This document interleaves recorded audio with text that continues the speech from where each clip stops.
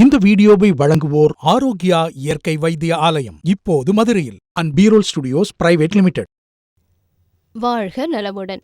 வைத்தியன் YouTube channel நேயர்களை வணக்கம் கூறி வரவேற்கும் நான் சித்ரா. ஒரு டாக்டர் கிட்ட கேட்டாங்க, டாக்டர் கோல்டுக்கு மெடிசன் சாப்பிடணுமா அப்படின்னு. டாக்டர் சொன்னார், சாப்பிடலாம், சாப்பிட்டா 3 நாளில் குணமாயிடும், சாப்பிடலன்னா 3 டேஸில் குணமாயிடும் அப்படின்னு சொன்னார்.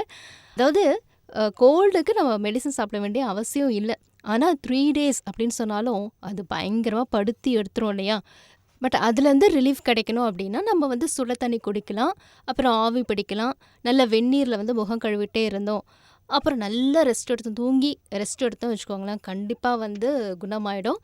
அதுலேயும் ரொம்ப முக்கியமாக நான் ஒரு சிந்து நீ ஒரு சிந்து அப்படின்னா அந்த சளியை சிந்தி வெளியேற்றிட்டோம் அப்படின்னாலே சீக்கிரமாக சளி தொந்தரவு நம்ம விட்டு போயிடும். கலராக காய்கறி சாப்பிட வேண்டிய நாம் அதை மறந்து போனதுனால என்ன ஆகுது, கலராக மாத்திரைகளாக சாப்பிட்டுட்டு இருக்க வேண்டியதாக இருக்குது. அதுவும் 3 வேளையும் சாப்பிட வேண்டியதாக இருக்கு இல்லையா? ஸோ அதனால் நிறைய பக்க விளைவுகள் ஏற்படுது. இப்போ உதாரணத்துக்கு சொன்னோன்னா பிபி, அப்புறம் சுகர், இதுக்கெலாம் நிறைய பேர் மாத்திரை சாப்பிட்டுட்ருக்காங்க. இப்படி சாப்பிட்றதுனால நம்ம உடம்பு சில வைட்டமின்ஸை இழக்குது.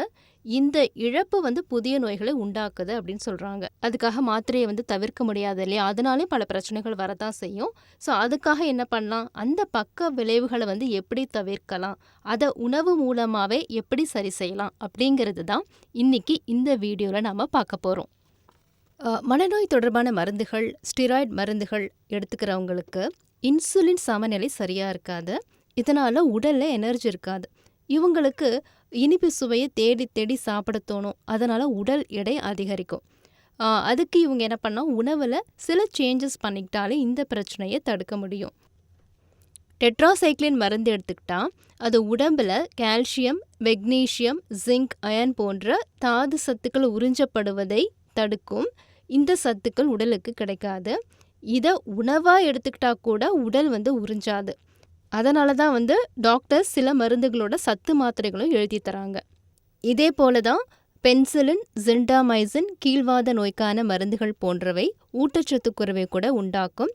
மெட்டபாலிசம் சிதையும், உடல் எடையும் குறையும். அதே மாதிரி பிபி மற்றும் சிறுநீர் சரியாக பிரிவதற்காக எடுத்துக்கொள்ளக்கூடிய மருந்துகளால் நீரில் கரையக்கூடிய வகையான பி காம்ப்ளெக்ஸ் வைட்டமின்களும், மெக்னீஷியம், பொட்டாசியம் சத்துக்கள் இதெல்லாம் கரைந்து அப்படியே வெளியேறிடும். இது குறையிறதுனால என்ன பிரச்சனை வரும்னா உடல் அசதி, நரம்பு இழுப்பது போன்ற உணர்வு ஏற்படும்.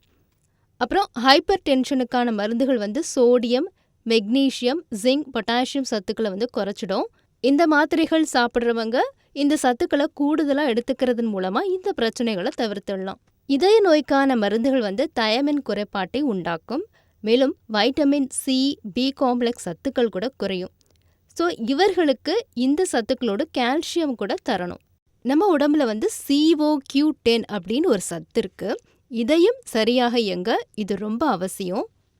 நம்ம உடம்பு உடம்புல இருக்கிற கொழுப்புல இருந்து தான் இதை தயாரிச்சுக்கும். ஆனால் இதய பாதிப்பு இருக்கிறவங்க கொழுப்பு சத்து உணவுகளை சாப்பிட மாட்டாங்க. அதனால் இந்த சத்தை உடல் தயாரிக்க முடியாது. அதனால் இவங்களுக்கு மாத்திரை தான் ஒரே வழி. பெப்டிக் அல்சர் நோய்க்கு சாப்பிடக்கூடிய ஆன்டாசிக் வகைகள்லாம் வயிற்றில் உள்ள அமிலத்தை நியூட்ரலைஸ் செய்துவிடும். இந்த அமிலம் pH7 வீரியம் இழக்கிறதுனால உணவு சரியாக உடைக்கப்படாது, செரிமானம் சரியாக நடக்காது. PPI அதாவது புரோட்டான் பம்ப் இன்ஹிபிட்டர்ஸ் என்று வகைப்படுத்தக்கூடிய மருந்துகள் கால்சியம் மற்றும் வைட்டமின் டி சத்துக்கள் உடலால் உறிஞ்சப்படுவதை தடுக்குது. கால்சியம் இல்லைன்னா என்னாகும், ஆஸ்டியோபொரோசிஸ் அப்படின்ற நோய் வருவதற்கான வாய்ப்புகள் அதிகம். இவங்கெல்லாம் உணவு மூலமாக இந்த சத்துக்களை எடுத்துக்கலாம் நினச்சிங்கன்னா அதுவும் பயனற்றது. மாத்திரை வடிவத்தில் தான் நீங்கள் எடுத்துக்க முடியும். நீங்கள் மல்டி வைட்டமின் மாத்திரைகள் எடுத்துக்கலாம். வயதானவர்களுக்கு இந்த பிரச்சனை அதிகம் அப்படிங்கிறதுனால அவங்க செரிமானத்துக்கு சிரமம் இல்லாத உணவுகளை எடுத்துக்கணும். இல்லைனா எடை குறைவு, சத்து குறைவு இதெல்லாம் ஏற்படும்.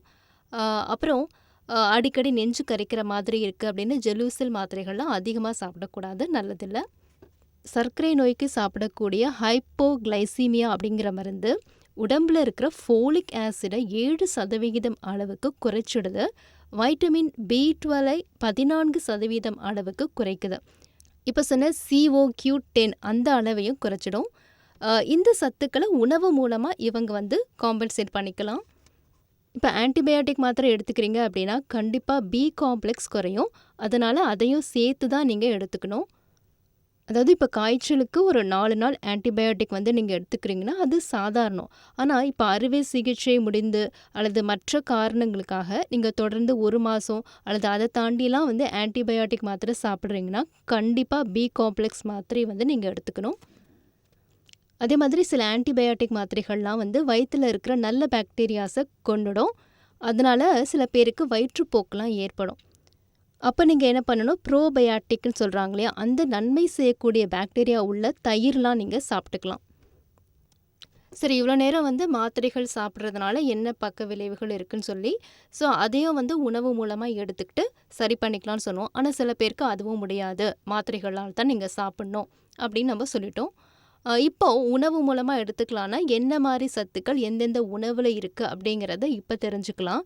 இப்போ COQ10 அப்படின்னு சொன்னோம் இல்லையா, இது வந்து சிக்கன், மாட்டிறைச்சி, அப்புறம் சால்மன் மீன், காலிஃப்ளவர், பசலைக்கீரை, எள், வறுத்த வேர்க்கடலை, பிஸ்தா, ஆரஞ்சு, ஸ்ட்ராபெரி இது எல்லாமே COQ10 நிறைந்த உணவுகள்.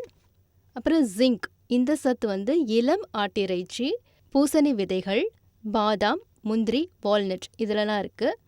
அப்புறம் வைட்டமின் டி வந்து God liver oil, soft gel liver மாத்திரை, டொஃபு பனீர், முட்டை, சோயாபால் இதிலலாம் இருக்குது. பி காம்ப்ளெக்ஸ்னு சொல்கிறாங்களே அது வந்து B1, B2, B3, B6 இது எல்லாம் சேர்ந்தது தான் பி காம்ப்ளெக்ஸ். இந்த B1 அப்படிங்கிறது முழு தானியங்கள், வேர்க்கடலை, பீன்ஸ், பசலைக்கீரை, வீட்ஜம் இதிலலாம் இருக்குது.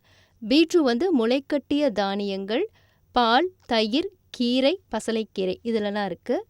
B3 அப்படிங்கிறது ஈஸ்ட், பிரெட், இறைச்சி, முட்டை, கீரை, பீன்ஸ் இதில் இருக்குது.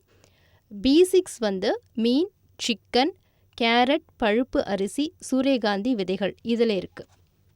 பயோட்டின் வந்து பார்லி, உருளைக்கிழங்கு, முட்டை, கொட்டை வகைகள், பீன்ஸ் இதில் இருக்குது. ஃபோலேஜ் வந்து சம்பா கோதுமை, அடர் பச்சை நிற காய்கறிகள், பால், பீன்ஸ், தண்ணீர் விட்டான் கிழங்கு இதிலலாம் இருக்குது. அப்புறம் அயன், இரும்புச்சத்து வந்து குழந்தை பருவத்திலிருந்தே இரும்புச்சத்தில் உணவுகளை கொடுத்து பழக்கணும். இப்போது தொடர்ச்சியாக மாத்திரை சாப்பிடணுன்ற அவசியம் இருக்கிறவங்க ஒரு நியூட்ரிஷனையும் வந்து கன்சல்ட் பண்ணிக்கிறது ரொம்ப நல்லது. அவங்க வந்து மாத்திரையோட என்ன மாதிரி டயட்ஸ் வந்து நீங்கள் சாப்பிட்லாம் அப்படிங்கிறதையும் வந்து உங்களுக்கு கரெக்டாக சொல்லி கொடுத்துருவாங்க. அப்போ நீங்கள் பக்க விளைவுகள் ஏற்படுமோ அப்படிங்கிற பயம் இல்லாமல் மாத்திரையும் சாப்பிட்லாம், ஆரோக்கியமாக இருக்கலாம் அப்படின்னு சொல்லி விடைபெறும் நான் சித்ரா. இந்த வீடியோவுக்கு ஒரு லைக் பண்ணுங்கள், கமெண்ட் பண்ணுங்கள், ஷேர் பண்ணுங்கள் அண்ட் சப்ஸ்கிரைப் பண்ணுங்கள்.